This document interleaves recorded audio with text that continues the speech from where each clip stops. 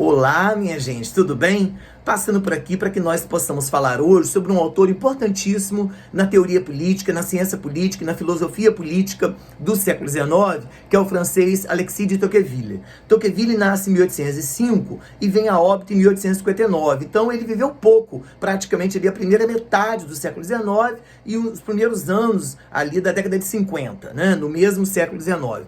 Tocqueville é um aristocrata, é um nobre, até porque esse sobrenome, né, Alexis de Tocqueville, é o conde de Tocqueville. E ainda que ele tivesse nascido nobre, ele viu de tudo na França no período que ele viveu, né? Porque quando ele nasce em 1805, quem estava governando a França era Napoleão Bonaparte, já o Império de Napoleão. Esse império vai acabar sendo derrubado em 1815, né, pelas forças do Congresso de Viena e da Santa Aliança e também pela própria burguesia francesa, que já não o quer mais, uma espécie de oposição liberal a Napoleão. E aí a monarquia é restaurada na figura dos Bourbons, né, Luís XVIII de Bourbon e Carlos X de Bourbon. E em ambos os casos, os dois vão caminhar de novo ou de volta para dentro de um modelo absolutista. E o fato é que em 1830 estoura uma outra rebelião dentro do país, a Revolução de 30, liderada pela burguesia, pelos liberais, para que houvesse um novo rei que obedecesse às regras do parlamento, né? E aí acaba chegando ao poder Luís Filipe de Orleans, a monarquia de Luís Filipe I, né?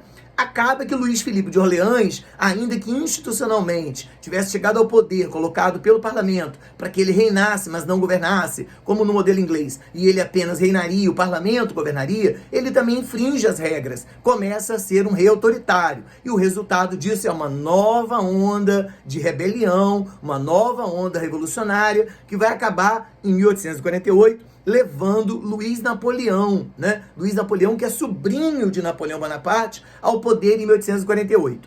E por que eu tô falando? Aí é bom lembrar que Tocqueville chegou a ser até deputado, mas aí com esses imbróglios políticos todos, ele não pôde nem dar continuidade ao pequeno mandato que ele teve. Mas Tocqueville é um homem extremamente inteligente, sofisticado, intelectualmente muito robusto. E por que a gente vai falar tão importantemente de Tocqueville? Porque nesse processo aqui vale lembrar algumas questões ainda que introdutórias. A primeira delas, lembrar que o avô, a família dele, sofreu muitas retaliações quando estourou a Revolução Francesa lá atrás, porque afinal de contas, nobres, muitos, centenas de nobres, tiveram suas cabeças guilhotinadas, principalmente no período do período do terror, né? Ali 1895, 1898, gradativamente com a ascensão dos jacobinos ao poder na figura de Robespierre, Marat, Danton e Robespierre. Então ele carrega já desde criança esse problema de ter nascido no seio da nobreza e em dada medida a Revolução Francesa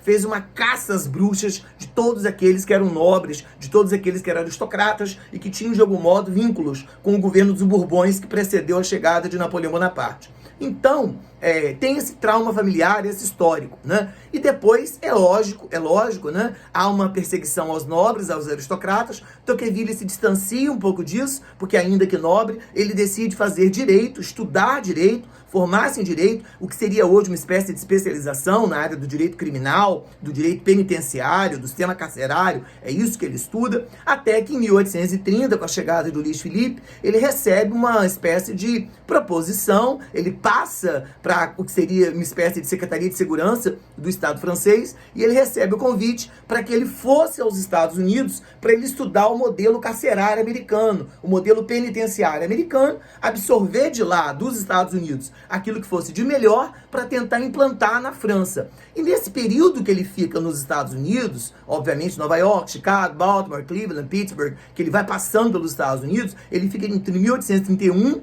e 1832 nos Estados Unidos. E nesse período que ele fica nos Estados Unidos, ao invés dele apenas observar o que ele foi para lá para fazer, que foi o modelo carcerário, o modelo penitenciário, Tocqueville começa a observar a sociedade americana como um todo, comportamento cultural, comportamento político, a democracia americana, né? Que tinha sido recentemente fundada quando houve a declaração da independência dos Estados Unidos em 1776. Então, 4 de julho. Era uma república nova, muito jovem, mas era uma potência em estado de emergência. E ele começou a se dar conta em que relevância, em que grau de importância isso teria. E ele faz em quase tom profético, dizendo que aquele país, Estados Unidos, estavam, do modelo que estavam crescendo, que ele poderia até não concordar com algumas coisas, mas aquele país estava caminhando para a condição de ser a grande potência do mundo no final do século XIX e início do século XX. Para isso ele começa a dizer o seguinte: é uma sociedade, um país imenso, territorialmente, diferente dos países europeus, e olha que ele vem da França, que é um país até bastante grande, dentro do modelo ocidental europeu, mas não tem nem como comparar com o tamanho dos Estados Unidos. Um país que proclamou a república, e é um país que se baseia muito na ideia de que os homens têm direitos individuais. Isso é muito posto pelos americanos, né? Eles logo convocam a emenda número 2, que diz que todo homem é livre para manifestar suas ideias, que todo homem tem direito ao exercício da sua individualidade. E aí Tocqueville nos presenteia com a seguinte ideia: é diferente você falar em egoísmo e você falar em individualismo. Porque o egoísmo é a perversão, né? É qualquer pessoa que não tem nenhum grau de empatia, compaixão pela vida do outro. Então, de algum modo, o egoísmo é uma perversão da própria individualidade. Mas é uma espécie de abuso da própria individualidade. A pessoa se torna perversa, se torna egóica, centrada apenas em si e não olha para o outro. Agora, o individualismo é um componente da própria democracia contemporânea. Afinal de contas, o voto é individual, o pensamento é livre e cada um é dotado de direitos para falar, expressar, manifestar, lutar, ser, existir e pensar aquilo que quer. Então, nesse sentido, o individualismo é um componente, né? Não pode deixar o individualismo ser corrompido para virar egoísmo, aí é uma outra coisa. E o outro ponto que ele também nos traz, que ele também nos coloca, é que a França, comparada aos Estados Unidos, isso incomodou muitos franceses, a França é um país que entrou numa revolução, que virou império, que virou outra revolução, que voltou os Bourbons, saíram os Bourbons, entrou a dinastia Luís Filipe d'Orléans, uma outra revolução, volta Luís Filipe, ele está dizendo, bom, a democracia francesa, ela não é estável. E ela não é estável por quê? Porque onde não há lei, onde não há a ordem, onde não há a institucionalidade do poder, em que as pessoas tenham a clareza de qual é a lei que as proteja e a lei que falta para ser construída, esse país não vai andar, vai ficar ao sabor dos governantes. Enquanto que nos Estados Unidos há uma institucionalidade legal que pode ser até cruel, porque os negros, e ele diz isso, porque os negros nos Estados Unidos, apesar de o país ser um país muito progressista e promissor, um país economicamente muito potente, os negros nos Estados Unidos não gozam dos mesmos direitos. Esse é um problema, e ele diz, é um drama. Em algum momento, os negros americanos vão querer também o exercício dessa sua individualidade, e isso vai estourar uma guerra civil lá dentro. E, de fato, ele acertou. Nos anos 60, os Estados Unidos mergulha na Guerra de Secessão, e em grande medida por conta das disputas entre o Norte e o Sul, e o ponto-chave desse processo, a sangria central, é o fato de haver estados com escravidão e estados sem escravidão. Esse é um dilema que os Estados Unidos só veio a tentar botar o dedo na ferida, na verdade, no século XX. Angela Davis, Malcolm X, Martin Luther King, e por aí vai. Mas, de toda forma, Tocqueville nos aponta para a ideia. É preciso que a democracia funcione. Não pode ser, olhando para a França, Revolução, Napoleão, 1820, 1830, 1848, precisa institucionalizar a ordem. E para institucionalizar a ordem, precisa ter um sistema legal bastante bem construído, bastante robusto e que contemple praticamente todos. Porque se a democracia for representativa, mas ela não for institucionalizada e não der a garantia individual para que todas as pessoas se façam representadas, pode ser que o grupo que ganhou comece a perseguir o grupo que perdeu. E aí vira uma tirania da maioria. Então, o que tem que acontecer? As minorias, e aí diga-se, minoria pode ser 49,9. Essas minorias têm que se organizar.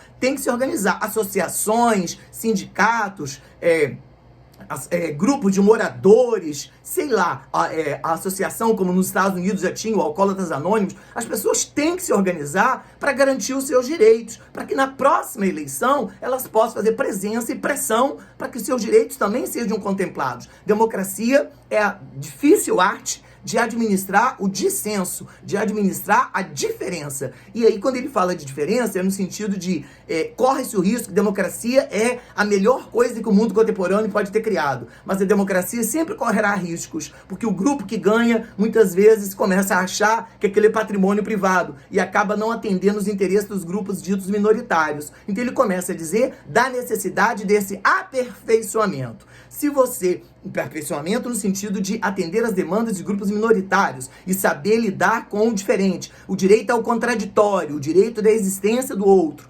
Bom, se você quer aprimorar mais isso, eu sugeriria 2 volumes, Os Clássicos da Política, volume 1 e volume 2, do Carlos Guilherme Mota, organizado pelo Carlos Guilherme Mota, que é um livro que são 2 livros em que ele organiza vários autores, a partir de grandes escritores brasileiros, Nicolau Tchevchenko e tantos outros, e que dá conta bastante disso. Tá certo, minha gente? Muito obrigado, dá um like, curte, compartilha, ativa o sininho e faz esse trabalho da gente crescer mais. Muito obrigado!